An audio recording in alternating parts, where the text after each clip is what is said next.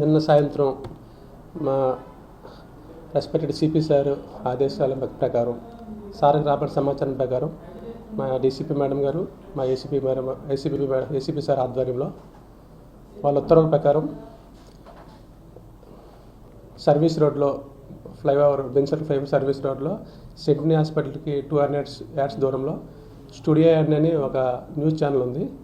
అక్కడ ఎటువంటి పేరు లేకుండా, బోర్డు లేకుండా గత కొంతకాలంగా ఒక ఇల్లీగల్ యాక్టివిటీస్ నడుస్తున్నాయని మాకు సమాచారం ఉంది. గతంలో ఒకసారి రైడ్ చేశాము. అక్కడ సరిగ్గా విటులు లేకపోవడం వల్ల వాళ్ళకి వార్నింగ్ చేసి విడిచిపెట్టాము. దాంట్లో ఎవరైనా లోపలికి వెళ్ళాలన్నా రావాలన్నా అంత హై ఎక్విప్మెంట్ లాక్ సిస్టమ్ పెట్టారు. మనం వెళ్ళగానే సీసీ కెమెరాల ద్వారా చూసి వాళ్ళ ముందే అలర్ట్ అయిపోతున్నారు. దానివల్ల సరైన సాక్ష్యాధారాలు మేము దొరక్క చాలాసార్లు వెయిట్ చేసాము. కానీ నేను స్పెసిఫిక్గా ఒక వ్యక్తి ఇచ్చిన సమాచారం ప్రకారంగా క్లియర్గా ఆ లోపలికి వెళ్ళడం జరిగింది. మమ్మల్ని చూసి వాళ్ళందరూ లేడీస్ కూడా పక్క బిల్డింగ్లోకి ఒక ర్యాంప్ లాగేసి ఆ పల్లెలో దూకారు. అది కూడా మేము వీడియో తీసాము. ఆ వాటర్ ట్యాంక్ వెళ్ళి వాటర్ ట్యాంక్ కింద దాక్కున్నారు. వాళ్ళందరూ వీడియో తీసాము. తర్వాత లోపల ఒక 11 మంది విటులు ఉన్నారు. వాళ్ళకు కూడా ఏం జరుగుతుందో తెలియక తలుపును బ్రేక్ చేశారు. అది లాక్ సిస్టమ్ ఉంటుంది, మామూలుగా తాళం ఉండదు. ఎవరైతే యాక్సెస్ ఉందో వాళ్ళకి మాత్రమే ఓపెన్ అవుతుంది. వాళ్ళు బ్రేక్ చేసిన తర్వాత 11 మంది విటుల్ని 10 మంది అమ్మాయిల్ని పట్టుకున్నాము. వీళ్ళందరూ కూడా అమ్మాయిలందరూ కూడా హిమాచల్ ప్రదేశ్, ఢిల్లీ, ఉత్తరప్రదేశ్ నుంచి వీళ్ళు అక్కడి నుంచి తీసుకొచ్చి మంత్లీ బేస్ మీద నెలకి ₹1,00,000 ఇస్తాం, నెలకి 50,000 ఇస్తాం చెప్పి అదే బిల్డింగ్లో ఉంచి పైన వాళ్ళకి ఉండడానికి రూమ్ ఇచ్చారు. ఆ రూమ్లోనే ఉంటారు. వీళ్ళు బయటికి రారనమాట. వాళ్ళతో అక్రమ ఇల్లీగల్గా ప్రాస్టిట్యూషన్ చేస్తున్నారు. చాలామంది సిటీకి వేరే పనుల మీద వచ్చిన వాళ్ళు కూడా ఈ నెట్లో ఎతికి మసాజ్ సెంటర్ అనగానే కేరళ మసాజ్ సెంటర్ అనుకొని కొంతమంది అక్కడికి వెళ్ళిపోయిన తర్వాత అనవసరంగా కేసులు ఎదుర్కొంటున్నారు. క్లియర్గా వెరిఫై చేసుకోకుండా ఈ జస్ట్ డైల్లోని అందులో చూసి మసాజ్ సెంటర్ అని చెప్తున్నారు. కానీ మసాజ్ సెంటర్లు డిఫరెంట్గా ఉంటాయండి. అక్కడ మసాజ్ సెంటర్లో, కేరళ మసాజ్ సెంటర్లో క్రాస్ మసాజ్ జరగదు. ఈ క్రాస్ మసాజ్ ముసుగులో సీసీ కెమెరాలు పెట్టుకొని కండోమ్స్ గట్ట సీక్రెట్గా దాచేసి తలుపు తీసే టైంలోనే ఈ కండోమ్స్ అన్నీ బాత్రూంలో వేసేయడం, ఎటువంటి ఎవిడెన్స్ లేకపోవడం, కేసు బలంగా ప్రూవ్ అవ్వట్లేదని ధీమాతో చాలామంది రన్ చేస్తున్నారు. దయచేసి ఈ స్పాల విషయంలో ఆనరబుల్ సిపి గారు చాలా స్ట్రిక్ట్గా ఉన్నారు. దయచేసి మాచవరం, విజయవాడ లిమిట్స్లో ఎటువంటి స్పాలు, ఇల్లీగల్ యాక్టివిటీస్ అన్నీ అక్కడెక్కడ జరుగుతున్నాయి, అన్నీ బంద్ చేయాల్సిందిగా కోరుచున్నాం. వాళ్ళ మీద కేసు కట్టాము.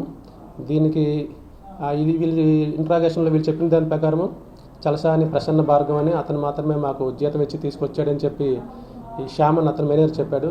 అతను కూడా అరెస్ట్ చేసాము, రిమాండ్ పెడుతున్నాం.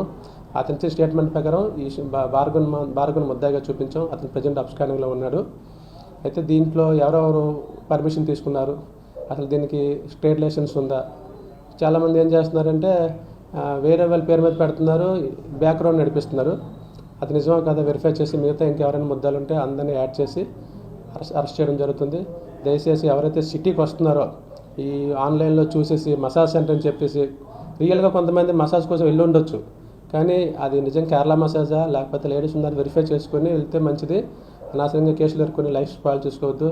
చాలామంది బాధపడతారు. తర్వాత ఇంకా పబ్లిక్ కూడా ఎవరైనా ఇలా మసాజ్ సెంటర్లో జరిగితే కంపల్సరీగా డైల్ 100కి ఇన్ఫర్మేషన్ ఇచ్చి సమాజానికి మీరు కూడా హెల్ప్ చేయాల్సిందిగా కోరుతున్నాను. సార్, భార్గవ్ లాగే గుడివాడ శ్రీను అనే ఒక వ్యక్తితో కూడా ఇక్కడ సంబంధం ఉంది అని చెప్పి కూడా ఒక వార్త వస్తుంది. దాని మీద దీంట్లో ఉంటారండి, ఉండొచ్చు. వీళ్ళు ఎంతమంది పార్ట్నర్స్ బ్యాక్గ్రౌండ్ ఎక్కువ మంది ఉంటారు. బయట ఎవరో కనబడరు అనమాట. ఒకటి పేరు మీద లైసెన్స్ పెడతారు, ఆ వ్యక్తి ఎక్కడ ఉంటాడో తెలియదు. వీళ్ళు అనాథరైజ్డ్గా 2-3 పాత్ర సెల్ఫీ నడిపిస్తుంటారు. కాబట్టి దాన్ని కూడా మేము వెరిఫై చేస్తామండి. దానికి ఏం పేరు పెట్టలేదండి. కిందనే స్టూడియో 9 అని పెట్టారు. ఆ పక్కనే ఒక ఛానల్ ఉంది. ఆ ఛానల్ మాత్రం కింద నడుచుకుంటుంది. వాళ్ళు నిన్న నడుచుకుంటారు, వాళ్ళు ఫ్రీగా వెళ్ళారు. ఈ స్టూడియో 9 అనే ఉంది అక్కడ, కానీ మరి అక్కడ స్టూడియో 9 అనేం లేదు. ఆ 3 స్టైల్స్ బిల్డింగ్, ఆ బిల్డింగ్లో పైన నడుస్తుంది. ఆ పైన వాళ్ళకి అకామిడేషన్ కూడా ఇచ్చారు. స్టూడియో 9 అయితే లేదు అక్కడ. 23 ఛానల్ ఒక పేరు పెట్టారు. అది ఫస్ట్ ఆఫ్ ఆల్ నడుస్తుంది. అది దాని ఓనర్ ఎవరు అనేది మనకు తెలియదు. సంబంధం లేదంటారు. వాళ్ళు నిన్న మేము ఉన్నప్పుడు వాళ్ళు ఉన్నారు. వాళ్ళ మటుకు వాళ్ళు తలుపు తీస్తారు. వాళ్ళ న్యూస్ అంతా ఎడిట్ చేసుకుంటారు. కానీ స్టూడియో 9 పేరు పెట్టారు, కానీ అక్కడ స్టూడియో 9 లేదు. వీళ్ళకి గ్రౌండ్ ఫ్లోర్లో మాత్రమే 23 ఛానల్ ఉంది. మిగతా ఫస్ట్ సెకండ్ ఫ్లోర్ టెర్రస్ మొత్తం ఈ స్పా నడుస్తుంది. స్పా పేరే స్టూడియో. మరి పేరు పెట్టలేదు, స్టూడియో 9 అని పెట్టున్నారు. నాకు తెలిసి స్టూడియో 9 పేరు మీద వీళ్ళు నెట్లో ఏమైనా పెట్టారనేది వెరిఫై చేయలేదు. స్టూడియో 9 స్పా అని పెట్టారా, లేకపోతే అది స్టూడియో 9 అని పెట్టి అడ్రస్ అలా చెప్తున్నారు అనేది వెరిఫై చేయాలి.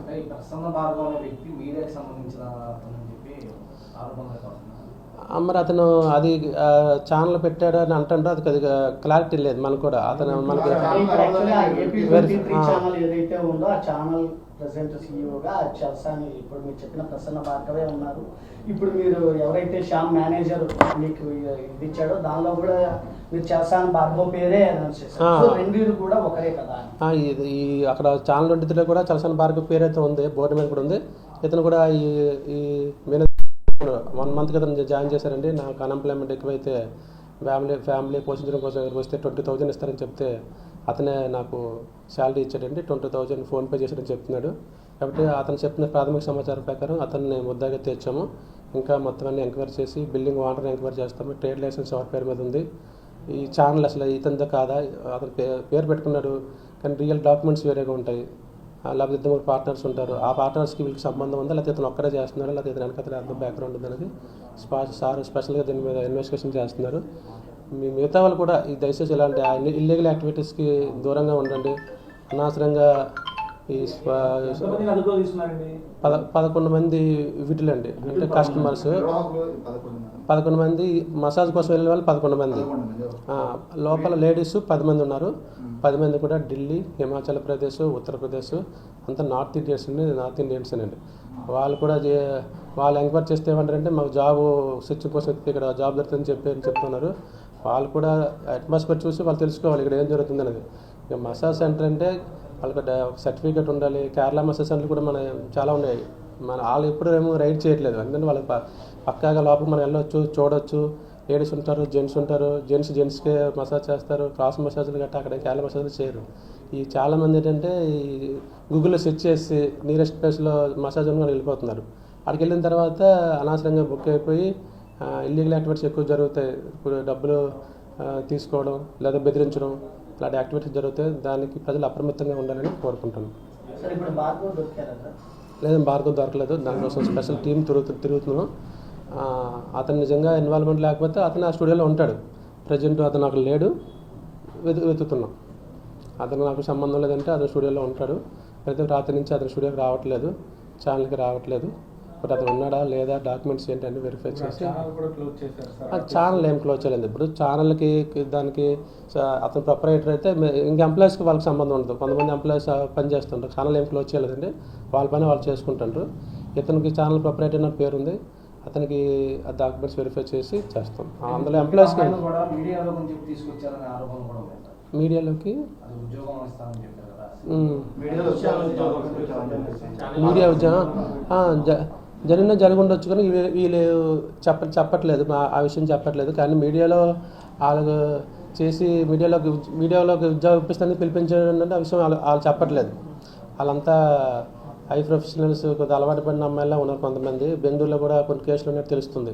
బెంగళూరులో స్పాలు కూడా రన్ చేశారని.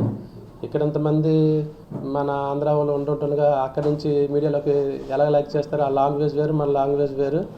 వాళ్ళకి నమ్మించి మోసం చేసి తీసుకొచ్చుండొచ్చు. ఆ యాంగిల్లో మీరు చెప్పిన యాంగిల్లో కూడా వెరిఫై చేస్తాం. నిర్వాహక్ ప్రజెంట్ ఒకడు ఉన్నాడు, శ్యామ్ అని అతను మేనేజర్ ఉన్నాడు. అతను మరి తెలుసు కదా యాక్టివిటీ జరుగుతుంది, అతను వచ్చి 10 నెలల రోజులు అవుతుంది, తెలుసు కాబట్టి జరుగుతుంది కాబట్టి అతను ప్రజెంట్ అదుపులో ఉన్నాడు. అతను రిమైండ్ పెడుతున్నాం. ఈ మెయిన్ అతను చల్సాని భార్గవ్ టీం దొరుకుతుంది. ఇంకా ఇన్వెస్టిగేషన్లో చాలామంది రావచ్చు.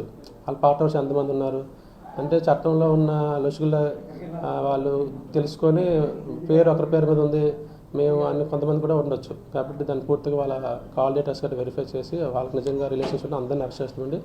దయచేసి ఇక్కడి నుంచి గవర్నమెంట్ చాలా స్ట్రిక్ట్గా ఉంది. విజయవాడ సిటీలో ఎట్టి పరిస్థితుల్లో ఎటువంటి స్పాలు ఓపెన్ చేయకుండా ప్రజలు అప్రమత్తంగా ఉండాలి. ఏదైనా సమాచారం మీకు కానీ ప్రజలకు కానీ తెలిస్తే కంట్రోల్ రూమ్కి, నెక్స్ట్ మా పోలీస్ స్టేషన్కి ఇన్ఫార్మ్ చేయాల్సిందిగా కోరుతున్నాం. సరే, ఇంత భారీ ఎత్తున జరుగుతున్నప్పుడు మీ నిఘా లోపం అనేది చాలా స్పష్టంగా కనిపిస్తున్నది. పోలీసుల వైఫల్యం వల్లే ఇంతలాగా స్పాల్ రన్ అవుతున్నాయి విజయవాడలో అనేది ఉంది. ఇంకోటి ఏంటంటే స్పాల్ ఎవరిని అడిగినా మాకు పోలీసులతో సంబంధాలు ఉంటాయి, మాకు మీరేం భయపడద్దు, మీరు నిశ్చింతగా ఉండొచ్చు, ఎవరు మా ఊళ్ళో వాళ్ళకి వెళ్ళిపోతే నెల అనేది ఒక టాక్ ఉంది. అవునండి, ఇది బాగా అలవాటు అయిపోయిందండి. ఈ డైరెక్ట్గా కస్టమర్స్ వెళ్తే మీకేం భయం లేదు, మాకు లోకల్ పోలీస్తో మాకు సంబంధాలు ఉన్నాయని మాట చెప్తారండి. అది పచ్చి అబద్ధం. కాకపోతే మాకు బిజీ షెడ్యూల్ వల్ల, లేకపోతే కరెక్ట్ ఇన్ఫర్మేషన్ రాకపోవడం వల్ల మా షెడ్యూల్ టైంలో వాళ్ళు ఓపెన్ చేసుకోవడం, సీసీ కెమెరాలు పెట్టుకోవడం, ఆ డోర్లు అక్కడ పెట్టుకోవడం, అవి పక్కా ప్లాన్ ప్రకారం చేస్తున్నారు. ఈసారి మేము పక్కాగా సమాచారంతో వెళ్ళాము. ఇతర వాళ్ళు చెప్పేస్తారు, ఇటువంటి ఆధార్ లేకుండా లోకల్ పోలీసుకి సమాచారం ఉంది, అందుకే మీకు ఏం రారని భయపడి వెళ్తున్నారు. దయచేసి ఎవరు వాళ్ళ మాటలు నమ్మద్దు. అలాగే ఎవరైనా చెప్పుంటే కంపల్సరీగా ఇన్ఫర్మేషన్ ఇవ్వండి, వాళ్ళ మీద యాక్షన్ తీసుకుంటాం. ప్రజెంట్ విజయవాడ సిటీలో అన్ని స్పాలు మొత్తం క్లోజ్ అయిపోయి ఉన్నాయి, ఏవి రన్ అవ్వట్లేదు. ఇతను మాత్రమే అప్పుడప్పుడు రన్ చేస్తున్నాడు. గతంలో మేము మా ఏసీపీ గారు, పడమటి సీఏ గారు రన్ చేసాము.